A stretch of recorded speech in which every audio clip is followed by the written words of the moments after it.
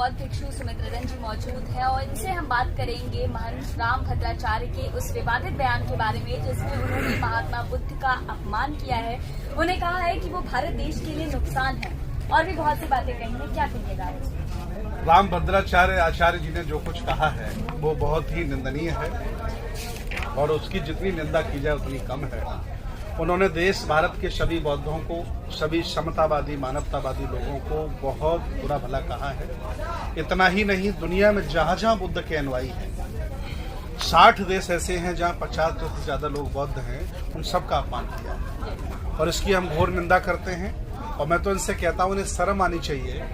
इनके अनुयायी, इनके शिष्य जब विदेश जाते हैं तो ये कहते हैं कि मैं बुद्ध की धरती से आया हूँ, और कभी कभी ये भी कहते हैं कि भगवान बुद्ध हमारे 90 अवतार हैं, फिर भी अपमान करते हैं। इतने बेशर्म लोग हैं। और भारत में ये जो अपमान इन्होंने किया है ये पहली बार नहीं हुआ है, कई बार ऐसे इन्होंने बयान दिए हैं। मुख्य कारण इसका एक ही है, मुख्य कारण इनका ये है कि इनकी अंधविश्वास पाखंड की ईश्वर रूपी इनकी जो दुकान है वो दुकान बंद होती है।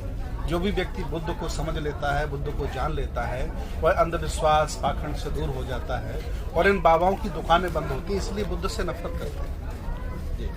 मेरा सवाल आपसे ये है, आपने भी उनसे सार्वजनिक तौर पर माफी मांगने की बात कही थी, उन्होंने अभी तक माफी मांगी नहीं है और कार्रवाई भी अभी उन पर कुछ ऐसी हुई नहीं है। तो क्या लगता है आपको कि ऐसे लोगों पे कार्रवाई तुरंत क्यों नहीं की जाती और ऐसे लोग इतनी ज्यादा हिम्मत उनकी कैसे होती है कि वो माफी तक नहीं मांगते?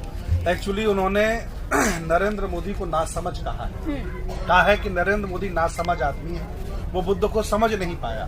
तो ये सरकार संज्ञान में ले, मैं भारत सरकार से कह रहा हूँ, उत्तर प्रदेश सरकार से कह रहा हूँ, ये संज्ञान में ले और इनको जेल भेजने का काम करे। इन्होंने देश के प्रधानमंत्री का अपमान किया है और मैंने 3 बार फोन लगाया है भद्राचार्य का, 3 बार हम फोन लगा चुके हैं। तीनों बार वो दूसरों को फोन पकड़ा देता, खुद बात नहीं कर रहा है। मैंने चित्रकूट के डीएम से वार्ता की है, कहा है कि आप दबाव बना के उनसे कहिए कि वो माफी मांगे। इस समय चित्रकूट में उनके आवास के सामने पुलिस लगा दी है। मैंने कहा है कि 2 दिन में अगर आपने माफी नहीं मांगी तो पुतले जलाने का काम लगभग इस समय 18 जिलों में हो गया है और 35 जिलों में ज्ञापन दिया जा चुका है। इस आंदोलन को हम विश्वव्यापी बनाएंगे, पूरी दुनिया में। मैं ऑस्ट्रेलिया, जर्मनी, फ्रांस और कह सकते हैं कि थाईलैंड, श्रीलंका और कंबोडिया, आसपास जितने भी बौद्ध कंट्रियां हैं, मैं उनमें भी जितने भी अनुयायी रहते हैं उनसे सबसे मैं कह रहा हूं कि प्रधानमंत्री को लेटर लिखें और कहें कि बाबा जिसने जघन्य अपराध किया है, बुद्ध के बारे में कहा है, इसकी वो माफी मांगे और हो सके तो कानूनी कार्रवाई भी की जाए। ठीक है। उन्होंने एक बेहद शर्मनाक बात कही, उन्होंने कहा कि महात्मा बुद्ध ने पूरे देश को नपुंसक बना दिया। उस पर भी मैं आपसे थोड़ा प्रकाश डालने को कहूंगी क्योंकि ये एक बहुत शर्मनाक बात है अपने आप। दुनिया में 2 ही तरह के लोग हैं, एक वो लोग हैं जो ये मानते हैं कि दुनिया किसी ने बनाई है और दूसरे वो लोग हैं जो ये मानते हैं कि दुनिया किसी ने बनाई नहीं है, इसका धीरे धीरे विकास हुआ है। तथागत भगवान दूसरी परंपरा के व्यक्ति हैं, वो ये मानते हैं कि दुनिया को धीरे धीरे विकास हुआ है। क्योंकि जब ईश्वर के अस्तित्व को नकार दिया जाता है, आत्मा के अस्तित्व को नकार दिया जाता है, जिन पोंगों का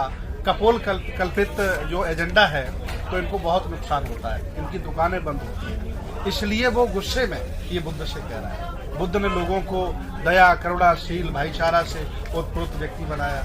बुद्ध ने व्यक्ति को शील, समाधि, प्रज्ञा समझाई, है ना।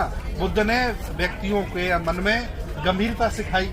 लेकिन ये जो उनका बयान यही है कि जो बुद्ध ने व्यक्ति को श्रमशील बनाया, पाखंड अंधविश्वास से मुक्त बनाया, ये इनको हजम नहीं होता। तो बुद्ध के जितने भी अनुयायी हैं उनकी तरफ से आप क्या संदेश देना चाहते हैं? क्योंकि बहुत से लोगों की भावनाएं इससे आहत हैं, तो उनकी तरफ से आप क्या? मेरी अपील है कि जब हम लोगों के द्वारा इनके देवी देवताओं पर कोई भी आपत्तिजनक बयान किया जाता है तो 1 मिनट भी ये चूकते नहीं हैं, FIR कराते हैं, विरोध करते हैं, जो भी ये कर सकते हैं करते हैं। आपकी भावनाएं हाथ हुई हैं, आप भी FIR कराएं, इनके पुतले फूकें और जो भी कर सकते हैं आप करें, संविधान के दायरे में रहकर। अगर ऐसा आप नहीं करेंगे तो गली के जो गुंडे हैं, बवाली हैं, ये बाबा बवाल हैं, हर आदमी ऐसे बुद्ध पर कटाक्ष करने लगेगा। इतना ही नहीं, लगभग 1 वर्ष पहले इसी बाबा ने कहा था कि अगर डॉक्टर अंबेडकर बढ़िया संस्कृत जानते होते तो कभी मनुस्मृति का विरोध नहीं करते। उन्हें संस्कृत का ज्ञान नहीं था। मनु से बढ़िया कोई विधान नहीं है।